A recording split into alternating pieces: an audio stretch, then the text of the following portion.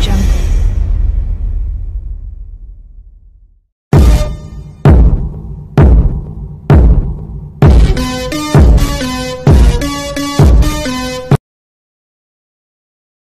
Shalom, soyez tous salués dans le puissant nom de notre Seigneur Jésus. Comme je le dis toujours, c'est le nom qui a été donné au-dessus de tout nom et aucun homme sur la terre ne peut être sauvé s'il ne croit en Jésus. Alors, si quelqu'un vous dit qu'il croit en Jésus, ou un musulman, il vous dit qu'il croit en Jésus, alors demandez-lui s'il fait ce que Jésus a demandé de faire. Car la seule façon de montrer à Jésus qu'on respecte ses commandements, c'est de l'aimer. Alors, si vous aimez Jésus, vous devez respecter les commandements et les préceptes qu'il a laissés aux disciples. Qu'est-ce qu'il a dit? Allez par tout le monde, annoncez la bonne nouvelle, prêchez l'évangile qui sauve. Celui qui croira, baptisez-le au nom de Jésus. Alors, le baptême doit se faire au nom de Jésus pour le salut et pour la rémission des péchés. Celui qui croit en Jésus, il doit aussi prendre le baptême qui est la nouvelle naissance. La nouvelle naissance, c'est naître d'eau et d'esprit. Alors, Jésus a dit quoi? Si quelqu'un n'est né d'eau et d'esprit, il ne peut hériter le royaume des cieux. Alors, pour hériter du royaume des cieux, il faut pouvoir naître d'eau et d'esprit. Alors, naître d'eau et d'esprit, comment cela se fait? Cela se fait par les eaux du baptême. Il faut passer par les eaux du baptême, immerger totalement et ressortir pour obtenir le Saint-Esprit. Le Saint-Esprit s'obtient après le baptême. Maintenant, aujourd'hui, nous parlerons de quelque chose. Comme d'habitude, mon but est d'apporter la lumière aux musulmans. N'oubliez pas de vous abonner et de liker. Alors, mon but est d'apporter la lumière. Mon but n'est pas de frustrer, mais mon but est de choquer les consciences. Alors, dans cette façon de choquer les consciences, c'est pour amener les gens à comprendre que pour croire vraiment en Dieu, il faut chercher à connaître qui il est. Dieu peut être partout pour des païens. Dieu peut être une pierre comme la Kaaba.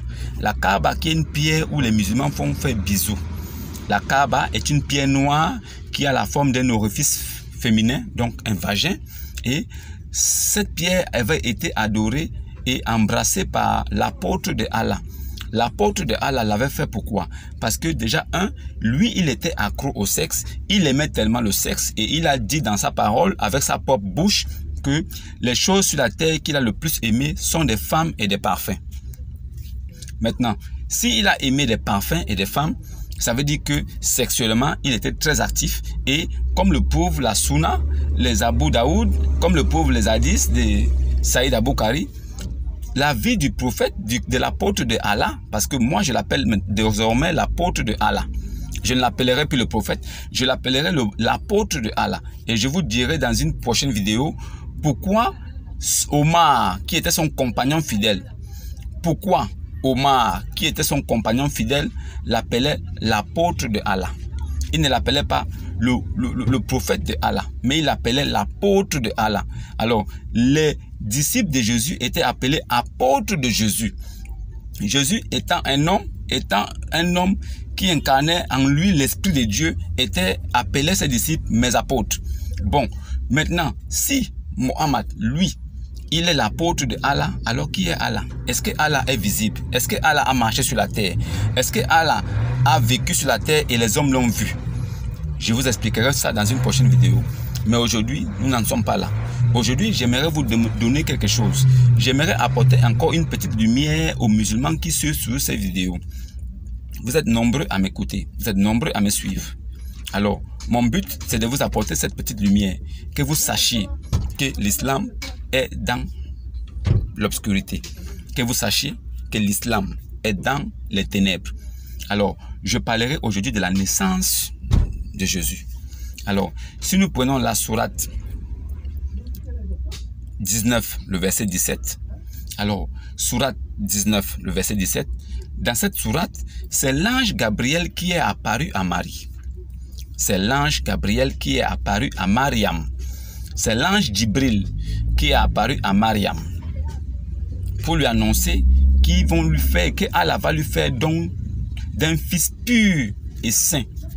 Alors, si le fils pur et saint dont Allah va faire don à Mariam est saint, sachant que Allah lui-même est saint, alors quelle sera la nature de l'enfant de Mariam? Quelle sera la nature de Issa qui sera porté dans le sein de Mariam? Si, sachant au départ que le père de Issa, c'est l'esprit de Allah, alors si l'esprit de Allah fait un enfant, l'enfant qui naîtra, il sera l'esprit de qui? Si vous, homme, vous faites un enfant avec une femme, l'enfant qui naîtra sera l'enfant de qui? Ce sera votre enfant. Donc, dans ce cadre-là, nous comprenons aisément que Allah a fait un fils et il a insufflé son esprit en Marie et cet esprit est devenu un enfant. Donc, Jésus, Issa, est normalement le fils de Allah. Il est l'esprit de Allah. Et le Coran nous confirme encore ça en disant Issa est la parole de Allah. Donc, dans ce terme, nous comprenons que c'est l'ange Gabriel dans la sourate 19, verset 17, qui est venu annoncer la nouvelle à Mariam. Maintenant, si nous prenons la sourate 3, verset 53, si nous prenons la sourate 3, le verset 53, dans cette sourate, c'est plutôt des anges qui sont venus annoncer la nouvelle à Marie, à Mariam, selon le Coran. Donc, des anges sont venus annoncer la nouvelle de la naissance de Issa à Mariam. Des anges, pas un ange, des anges. Donc, il y a un problème. Dans la sourate 19, verset 17, c'est l'ange Gabriel lui-même qui est allé vers Marie l'annoncer la nouvelle. Et il lui dit qu'elle va concevoir en recevant l'esprit de Allah. Il est tout seul. Et Marie lui répond dans la sourate 19, le verset 18, Marie lui dit, ne m'approche pas. C'est Marie qui dit à l'ange Gabriel, à l'ange Jibril, ne m'approche pas. Et elle confirme aussi plus loin dans la sourate 19, le verset 20, que elle n'a point connu d'homme avant de tomber enceinte de Issa. Cela sous-entend que l'enfant qu'elle porte ne vient pas d'un homme, mais ça vient de Dieu qui est Rab.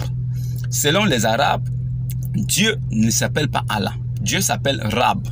Alors, l'enfant qui vient, que Marie a conçu, qui vient du Saint-Esprit, il vient normalement de Dieu. Alors, s'il vient de Dieu, on dit il vient de Rab. Maintenant, Allah se réclame d'être celui qui a insufflé son esprit à Mariam. Donc, dans la sourate 3, le verset 53, nous voyons que ce sont des anges qui sont venus annoncer la nouvelle à Marie. Et dans la sourate 19, verset 17, nous voyons que c'est l'ange Gabriel lui-même qui est venu. Maintenant, entre ces deux versions, quelle est la version que nous devons prendre pour croire que réellement, Allah dit la vérité? Est-ce des anges, sourate 3, verset 53, qui sont venus annoncer la nouvelle à Mariam? Ou est-ce l'ange Jibril, sourate 19, verset 17, qui est venu annoncer la nouvelle à Mariam? C'est la question qui est posée. Bref, continuons. Alors, maintenant, en ce qui concerne la Bible, qui est les Saintes Écritures, nous savons qu'il n'y a pas d'ambiguïté à ce niveau. Dans la Bible, nous savons que Jésus a été conçu du Saint-Esprit et il n'y a pas de différence entre le Saint-Esprit et le souffle de vie de Dieu. Nous savons que le Saint-Esprit a le souffle de vie. Le Saint-Esprit est le souffle de vie aussi. Donc, chez nous, les chrétiens, nous savons que Jésus est conçu du Saint-Esprit. Et nous savons ce que signifie le Saint-Esprit. Alors, le Saint-Esprit, c'est normalement, c'est lui qui est le consolateur. C'est lui qui est l'esprit de vérité. Alors, le Saint-Esprit, c'est l'Esprit Saint. L'Esprit Saint, c'est Jésus lui-même. Jésus lui-même, l'Esprit Saint, c'est le Messie. Le Messie, Esprit Saint, c'est lui qui est Dieu. C'est lui qui est le Christ. C'est lui l'esprit qui se mouvait au-dessus des eaux. Au niveau des chrétiens, il n'y a pas d'ambiguïté sur la naissance de Jésus. Nous savons que la naissance de Jésus vient du Saint-Esprit. Alors, si c'est le Saint-Esprit qui a conçu l'enfant Jésus, alors l'enfant Jésus lui-même, il est Saint-Esprit. Voilà qui est clair à ce niveau. Maintenant, continuons la vidéo. Pour que vous puissiez comprendre qu'il y a une contradiction dans le Coran qui montre que, déjà, dans la sourate 3, verset 53, ce sont des anges, un groupe d'anges qui est venu annoncer la nouvelle à Mariam. Et dans la sourate 19, verset 17, c'est plutôt l'ange Gabriel, l'ange Jibril lui-même tout seul qui est venu annoncer la nouvelle à Mariam. Donc ça fait déjà deux versions, des anges ou bien l'ange Jibril. Ça, c'est des choses que vous devez chercher à comprendre. Maintenant, pour la suite, il faudrait que vous sachiez que chez nous les chrétiens, nous savons que l'enfant Jésus a été conçu du Saint-Esprit. Et nous connaissons la nature du Saint-Esprit. Et dans le Coran, nous savons que Issa a été conçu du souffle de vie d'Allah et il a été conçu aussi de l'esprit de Allah. Donc, à ce niveau, nous comprenons que l'esprit de Allah et le souffle de vie d'Allah, c'est ça qui s'appelle le Saint-Esprit chez nous, les chrétiens. Ça veut dire que si Allah a insoufflé son esprit, il a aussi insoufflé son souffle de vie. Ça veut dire que Allah lui-même, il a créé un enfant. Et l'enfant là ne peut qu'être l'enfant de Allah. Il faut que vous compreniez ça dans ce cadre-là. Puisque chez nous, quand le Saint-Esprit a conçu Jésus, Jésus est appelé fils de Dieu. Parce que c'est l'esprit de Dieu qui est en Jésus. Donc, c'est l'esprit de Allah qui est en Issa.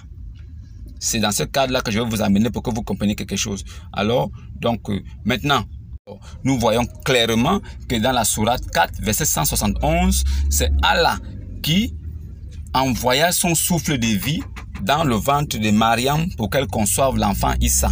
Mais dans la sourate 66, verset 12, Allah dit, nous lui insoufflâmes notre esprit. Donc, si nous prenons ces deux sourates, nous voyons deux choses. Alors, j'irai doucement pour que vous compreniez. Dans la sourate 4, verset 171, Allah dit que il a envoyé son souffle de vie dans le ventre de Marie. Et dans la sourate 66, verset 12, il dit que nous insoufflâmes notre esprit à Mariam pour qu'elle conçoive l'enfant Issa. Donc, Issa est l'assemblage du souffle de vie d'Allah et de l'esprit d'Allah. Donc, nous comprenons aisément que Issa est le souffle de vie d'Allah et en même temps aussi, il est l'esprit de Allah. Cela, c'est pour vous amener à comprendre beaucoup de choses. Alors, continuons pour que vous puissiez comprendre la suite. Alors, maintenant, si nous prenons la sourate 4, verset 171, si nous prenons la sourate 4, verset 171, nous voyons que c'est l'esprit de Allah qui a donné, ça veut dire qui a conçu Issa dans le ventre de Mariam. Si nous prenons la sourate 4, verset 171, nous voyons que c'est l'esprit de Allah qui a conçu le petit Issa dans le ventre de Mariam. Cela sous-entend que Marie elle-même dit, comment pourrais-je tomber enceinte alors que je n'ai point connu d'homme? Nous comprenons alors que l'enfant qu'elle portera viendra de Allah. Alors, l'enfant que Marie va porter viendra de Allah et non de Gabriel. Gabriel, il est juste venu annoncer la nouvelle à Marie, mais il ne l'a pas touché. Et Marie a dit, ne m'approche pas. Parce que l'ange Gabriel s'est présenté à Marie sous la forme d'un homme parfait. Mais il n'avait pas le pouvoir de donner la vie, parce qu'il n'est qu'un ange. Mais celui qui a le pouvoir de donner la vie et d'insuffler son esprit, ce n'est que Allah. Alors, Allah insuffla donc son esprit à Mariam. Donc, à partir de ce moment, nous comprenons que c'est l'esprit de Allah qui donne naissance à Issa, fils de Mariam. Ce n'est pas l'ange Gabriel qui a touché Marie. Donc, sur ce fondement, nous comprenons que l'enfant que Mariam a eu, c'est un enfant qui vient carrément de Dieu. Alors, si l'enfant vient de Allah, quel est cet enfant? Quelle est la nature d'un enfant qui vient de Allah? Si c'est l'esprit de Allah qui est en Jésus, alors qui est Jésus? Est-ce que dans le Coran, nous trouvons un autre homme, une autre personne qui est appelée esprit de Allah? Est-ce que Allah a insoufflé son esprit sur une autre personne en dehors de Issa? Issa a reçu l'esprit de Allah. Mohammed, l'apôtre de Allah, il n'a jamais reçu l'esprit de Allah. Et Issa, fils de Mariam, il est la parole de Allah, alors que Mohammed, il n'est pas la parole de Allah.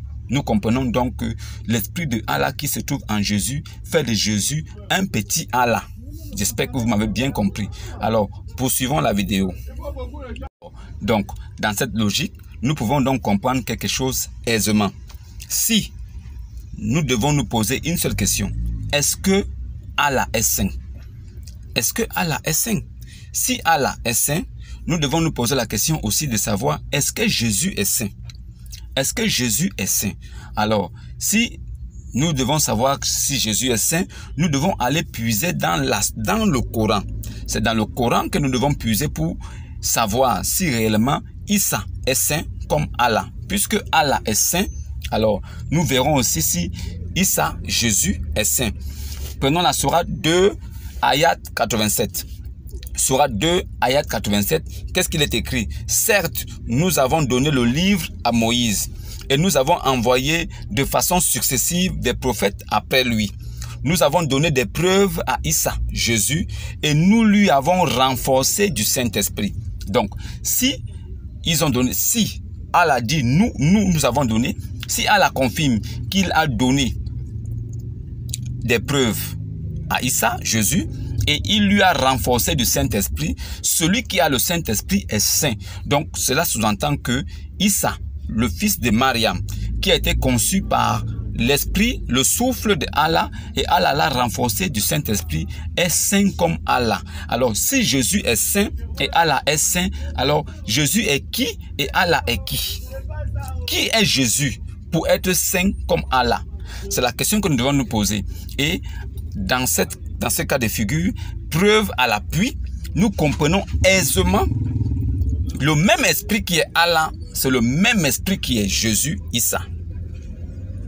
Le même esprit qui est Allah est le même esprit qui est Issa, Jésus.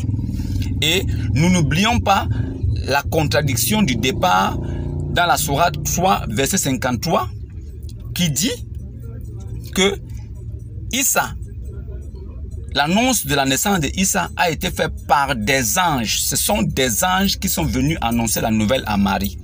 Et nous n'oublions pas aussi que dans la sourate 19, le verset 17, c'est plutôt seulement l'ange Gabriel Djibril qui est allé annoncer à Marie. Alors, moi je veux juste poser une petite question avant de continuer. Musulmans qui écoutaient cette vidéo, venez m'expliquer si ce sont des anges qui sont allés annoncer la nouvelle à Mariam ou bien c'est l'ange Gabriel. Enlevez une version et donnez-nous une version originale pour que nous puissions y croire. Ça ne peut pas être en même temps des anges et après aussi un ange qui s'appelle Djibril. Soit c'est l'ange Gabriel qui est parti annoncer, soit ce sont des anges. Alors venez nous expliquer pour que nous comprenions. Alors poursuivons. Nous allons continuer à développer ce thème pour que vous compreniez quelque chose. Si Allah parle du Saint-Esprit, cela signifie qu'il y a un Saint-Esprit qui existe. Les musulmans qui disent que le Saint-Esprit n'existe pas et qui disent partout que votre Saint-Esprit là, c'est ça qui vous trouble. Votre Saint-Esprit là, vous dites que vous avez le Saint-Esprit. Le Saint-Esprit là vous trouble. Vous racontez n'importe quoi. Le Saint-Esprit c'est quoi? Si un musulman dit le Saint-Esprit c'est quoi, alors on le renvoie tranquillement à la sourate 2, ayat 87. Sourate 2, ayat 87, où Allah dit, certes, nous avons donné le livre à Moïse. Nous avons envoyé de façon successive des prophètes après lui.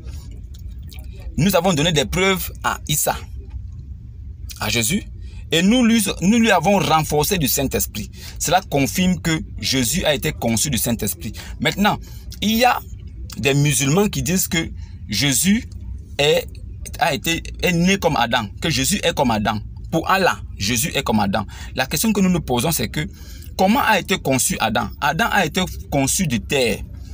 Adam a été formé de terre. Adam a été formé de façon invisible comme l'Esprit de Dieu, mais il a été formé de terre pour être visible. Est-ce que Jésus a été formé de terre dans le ventre de Marie? Est-ce que Allah a dit que dans le ventre de Marie, il a formé Jésus de terre? Est-ce qu'il a dit ça? Non.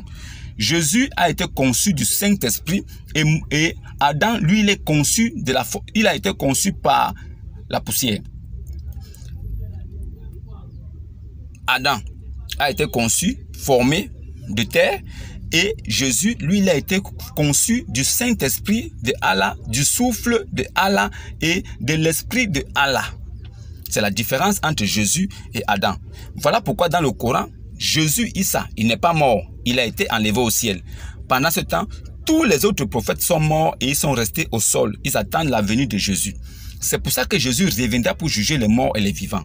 C'est pour ça que si vous prenez dans les hadiths, Saïd Aboukari, tome 2, page 3448, là où lui-même, l'apôtre de Allah, Mohammed, il dit que son âme reposera entre les mains d'Issa, fils de Mariam, qui reviendra certainement pour juger les morts et les vivants. Alors, lui-même, l'apôtre de Allah, reconnaît que celui qui viendra juger les morts et les vivants et juger toute l'humanité, c'est Issa, fils de Mariam. Si Issa, fils de Mariam, revient pour juger, cela ne peut pas nous étonner. Moi, personnellement, je ne peux pas être étonné. Pourquoi? Parce que d'après Allah, lui-même, Issa qui va revenir juger, il est l'esprit de Allah. Il est la parole de Allah. Il est le souffle de Allah. Il est le Saint-Esprit de Allah. Voilà pourquoi il reviendra juger. Mais dans le Coran, il n'est mentionné nulle part que Mohammed est la voix ou bien la parole de Allah. Mohammed n'est ni la parole de Allah, il n'est ni l'esprit de Allah, il n'est ni rien de Allah. Et Allah dit même dans le Coran que tout ce qui est spirituel ne le concerne pas. Il est épargné de ça, il ne connaît rien de ça. Alors, si c'est Jésus qui reviendra, posez-vous la question, musulmans, pourquoi c'est Jésus qui va revenir juger les morts et les vivants? Où sera Mohammed pendant ce temps? Où sera Mohammed pendant le temps où Jésus reviendra pour juger les morts et les vivants? Et pourquoi Allah, dans le Coran, a tué Mohammed, mais il a élevé Jésus au ciel? C'est la question que nous devons nous poser pour essayer d'avancer. Alors, si vous avez des préoccupations, j'attends vos commentaires. Et si vous avez des questions que vous vous posez sur la vie sociale, sur la vie spirituelle, n'hésitez pas à me poser des questions ou à me donner des thèmes sur lesquels vous voulez que je débatte. Si vous voulez en savoir des choses que vous ne maîtrisez pas, si vous avez envie de comprendre des choses sur lesquelles vous avez des ambiguïtés, alors n'hésitez pas à poser des questions et à venir en commentaire, laisser un message. Je lirai et je vous dirai de quoi il s'agit. Je ne prendrai jamais dans ma tête, mais je prendrai toujours dans le Coran, dans la Torah et l'Évangile. Je prendrai dans les livres révélés que vous connaissez pour vous amener la vérité et la lumière. Et n'oubliez pas que il y a une grosse contradiction dans le Coran entre l'annonce de Mariam. Il y a deux annonces de Mariam dans le Coran. Il y a l'annonce des anges, qui est la Sourate 3, verset 53, où ce sont des anges, un groupe d'anges qui est venu annoncer à Marie. Et dans la Sourate 19, verset 17, c'est l'ange Gabriel seul qui est venu annoncer à Marie. La question que nous nous posons avant de clore ce débat, c'est qui est venu vraiment annoncer à Marie qu'elle tombera enceinte? Est-ce des anges? Est-ce un groupe d'anges? Est-ce l'ange Jibril Gabriel lui-même? C'est la question que je vous pose avant de mettre fin à cette vidéo. Mais n'oubliez pas de vous abonner, de liker, de partager et d'apporter aussi la lumière à ceux qui n'ont pas. Maintenant, si vous avez des ambiguïtés sur certaines choses, si vous avez des questions que vous posez sur certaines choses, n'oubliez pas de laisser vos questions en commentaire. Je vous répondrai. Je ne prendrai jamais dans ma tête, mais je prendrai dans les livres révélés pour vous apporter la lumière, pour que vous puissiez connaître où vous êtes et savoir comment marcher. Shalom, shalom, que la paix soit sur vous. La paix, c'est sur les vivants. La paix, c'est toujours pour ceux qui sont vivants. La paix et le salut sur les vivants, pas sur les morts, parce que la paix et le salut ne peuvent pas appartenir aux morts. Ils sont déjà morts, ils sont en jugement devant Dieu. Alors la paix et le salut, ce sont pour les vivants, pour qu'ils puissent trouver la lumière, pour que Allah, ceux qui sont musulmans, pour que Allah vous fasse sortir des ténèbres à la lumière, et ceux qui sont chrétiens, pour que Jésus-Christ brille en vous et que son esprit ne vous quitte point, pour que vous soyez toujours enfants de Dieu jusqu'à la fin du monde. Parce que celui qui est chrétien, il est déjà enfant de Dieu jusqu'à la fin du monde. Mais celui qui est musulman, il est esclave de Allah. Il n'est pas encore fils, il est esclave. Alors, un esclave ne peut hériter des biens d'un homme. Un esclave ne peut hériter les biens d'un père, car il est esclave. Mais un fils hérite des biens de son père, parce qu'il est fils de son père. Alors, ceux qui ont compris ont compris. Alors, shalom, que la paix soit sur vous.